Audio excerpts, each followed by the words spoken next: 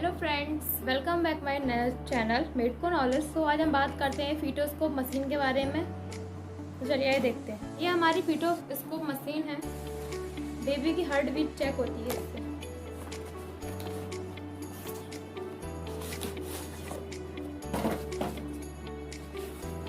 इसमें हमारा चार्जर दिया है।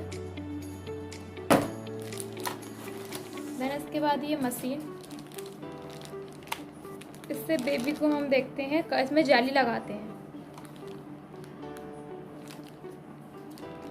ये इसको हम इसमें लगाएंगे, फिर इसके बाद चालू हुई। बहुत टाइट लग रही है।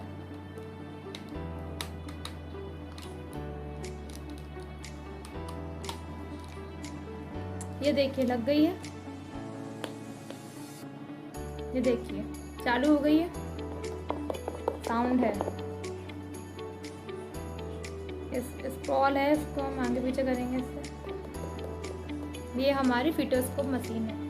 ये कैसे यूज़ होती है तो हम दिखाते हैं कैसे यूज़ होती है।